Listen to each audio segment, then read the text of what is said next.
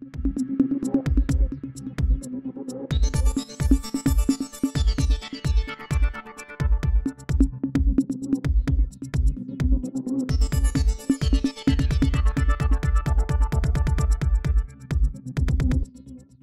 ada tokoh politik yang paling galau saat ini, gue pikir orangnya AHY. Dia galau bukan main. Karena apa? Karena kengototannya untuk menjadi cawapres, kayaknya cuma mimpi belaka tuh.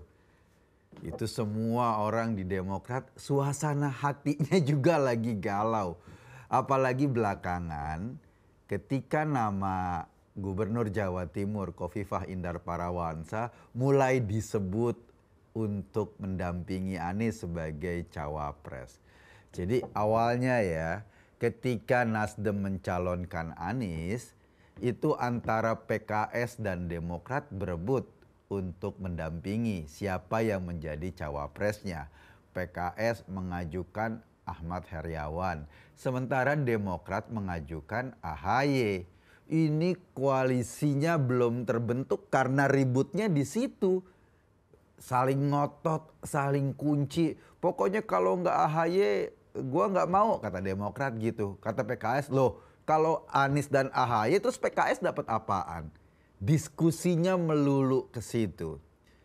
Kita juga harus membaca bahwa sebetulnya soal Pilpres ini bukan cuma yang dipikirin kemenangan pemilihan presiden. Kenapa?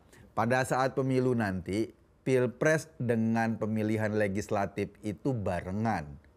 Partai-partai ini mikirnya bukan sekedar siapa yang akan menjadi calon presiden dan memenangkan pertandingan pada pemilihan presiden. Mereka juga mikirin apa dampak positifnya bagi partainya. Wajar kalau semua partai berminat mencalonkan kadernya atau memajukan orang yang bisa memberikan efek kepada meningkatnya suara partai. Kalau AHY dimajuin mendampingi Anies, asumsinya yang akan diuntungkan adalah Partai Demokrat. Kenapa? Karena yaitu dia tadi, ada efek ekor jas. Suara Demokrat pasti naik karena tokohnya itu sibuk dibicarakan dalam kampanye Pilpres. Nah, partai-partai yang nggak punya tokoh untuk dimajukan ini tidak mengalami koktel efek yang signifikan. Masalahnya adalah pemilih Demokrat sama pemilih Nasdem kan 11-12. Mereka ada di wilayah-wilayah tengah sedikit lah. Memilih yang punya pandangan-pandangan nasionalis misalnya. Tetapi kalau pemilih Demokrat yang nggak suka sama Jokowi, kalau pemilih Nasdem karena Nasdem masih ada di koalisi, suka sama Jokowi. Tapi segmentasinya nggak jauh beda. Kalau AHY mendampingi Anies, kayaknya Nasdem nggak akan mendapat efek ekor jas yang signifikan. Kenapa? Yaitu dia tadi pemilihnya 11-12 sama Demokrat. Makanya Nasdem agak ngotot tuh menggagalkan atau menjegal atau katakanlah tidak setuju kalau AHY mendampingi Anies Baswedan. Bahkan mereka pada beberapa statement yang kita baca ngomong ya mendingan koalisinya bubar kalau ada pemaksaan, kalau ada penguncian siapa yang menjadi cawapres. Gitu. Jadi sekarang suasana di koalisi perubahan memang terus berubah dari waktu ke waktu. Nggak ada yang ajak, nggak ada yang solid. Wajar namanya koalisi perubahan. Semua orang berubah-berubah. Semua orang berpikirnya untuk saling kunci. Masalahnya adalah kalau seandainya Bu Khofifah yang dimajukan mencalonkan diri sebagai cawapres mendampingi Anies Baswedan, terus Demokrat dapat apa? Ya nggak dapat apa-apa. Karena efek ekor jas akan lebih banyak dinikmati oleh Nasdem pada pemilih-pemilih pendukung Anies yang sifatnya nasionalis. Sementara pemilih Anies dari gerombolan-gerombolan garis keras, kelompok-kelompok khilafah misalnya, atau kelompok-kelompok FPI, kelompok-kelompok Islam politik, kan lebih memilih PKS sebagai pilihan politiknya.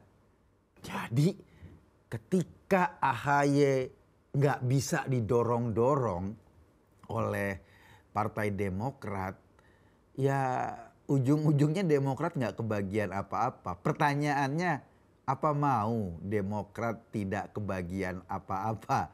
Ya nggak mau lah. Iya, wah, namanya pembagian. Harusnya ada kebagian sesuatu. Itu yang akhirnya membuat koalisinya Anies Baswedan sampai sekarang masih terlunta-lunta.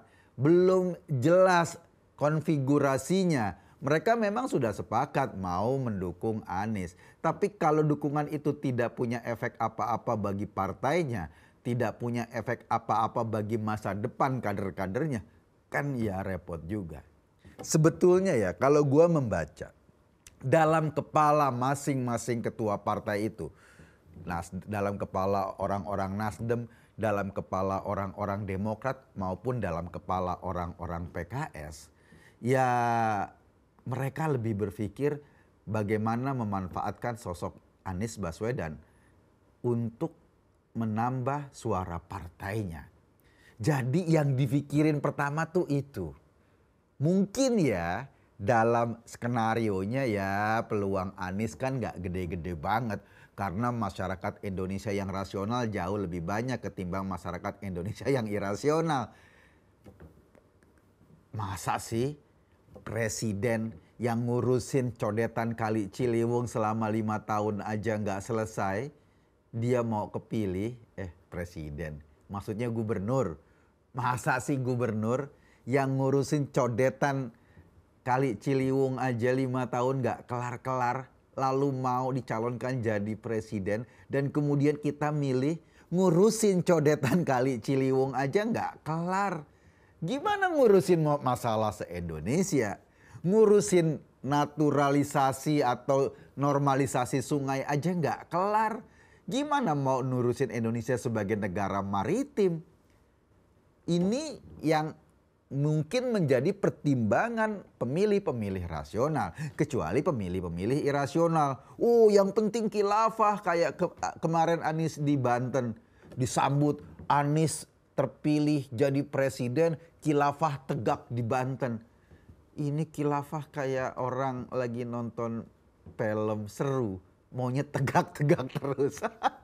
Jadi maksud gua adalah kalau seandainya mereka sudah berpikir pemilih rasional itu lebih banyak, orang tidak mau menggadaikan masa depannya untuk capres yang tidak bisa apa-apa. Pada akhirnya yang mereka pikirin bukan Anies jadi presiden atau tidak, tetapi apa manfaatnya bagi partai mereka agar ada efek ekor jas pada saat pemilu.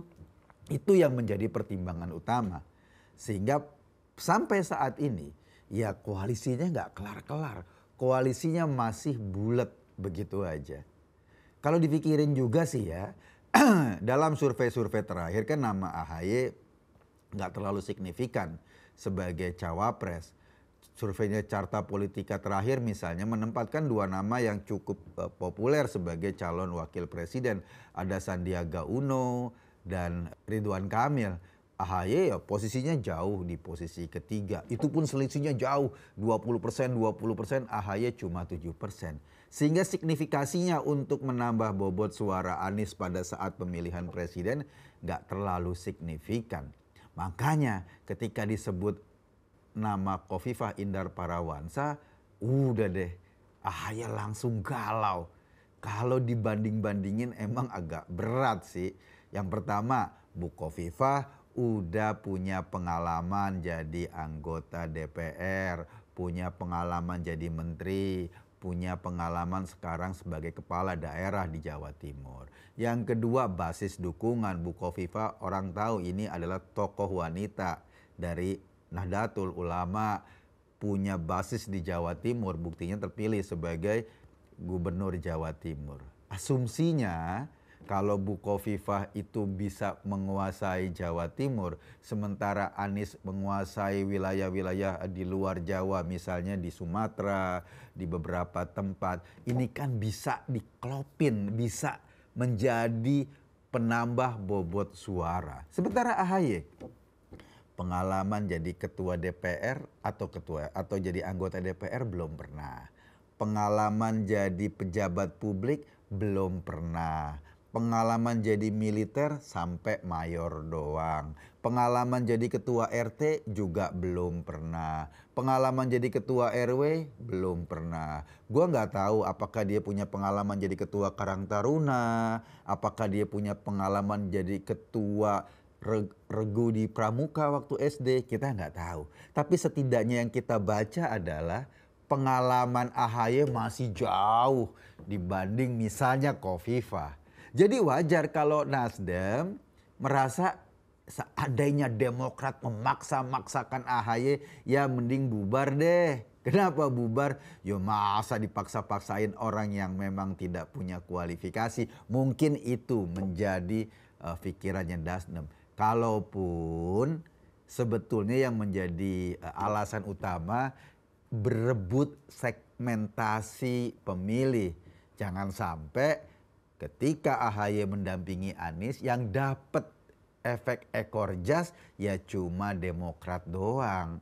PKS ya akan menanti pemilih-pemilih yang memang sudah segmennya pemilih-pemilih Islam politik atau pemilih-pemilih kelompok-kelompok yang cenderung ke khilafah-khilafahan, ya larinya ke situ. Sementara pemilih Demokrat dan pemilih Nasdem itu bisa bergesekan.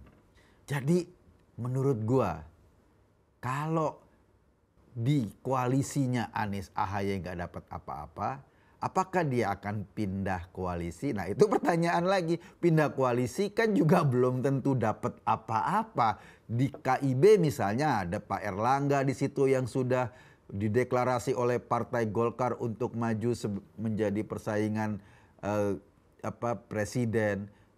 Di PDI ya nggak mungkin lah. Kan kita tahu hubungan Pak SBY dengan Bu Mega dingin banget, gak mesra-mesra sama sekali. Masuk ke koalisinya Pak Prabowo, ada Pak Muhaimin di situ. Terus kemana? Pertanyaannya kan gitu. Ya ini dia nasibnya. Karena ngotot sih, tawarannya terlalu tinggi. Lo mau jual barang, misalnya lo jual sepatu bekas, lo nawarin seharga motor. Orang juga males. Wong sepatunya bukan sepatu siapa-siapa kecuali misalnya sepatu bekas yang pernah dipakai oleh seorang legenda. Bekas sepatunya Bung Hatta misalnya, sepatunya Bung Karno itu memang bisa dicari kolektor. Tapi kalau bekas sepatunya bukan siapa-siapa, siapa yang mau beli? Tapi ditawarin harganya setinggi langit. Ya akhirnya ditolak di mana-mana. Gue nggak tahu apa langkah-langkah berikutnya, tapi sampai sekarang kayaknya koalisinya Anies masih terus tarik-menarik, masih terus gontok-gontokan. Kalau AHY mengalah, pada akhirnya menyerahkan kursi cawapres kepada orang lain, gue nggak ngerti lagi. Jangankan bertanding, sebelum bertanding aja udah kalah lagi. Pak AHY, politik itu penuh perubahan, jadi tenang aja, maju terus, pantang mundur. Yang penting ketua partai. Terima kasih, saya Eko Kuntadi.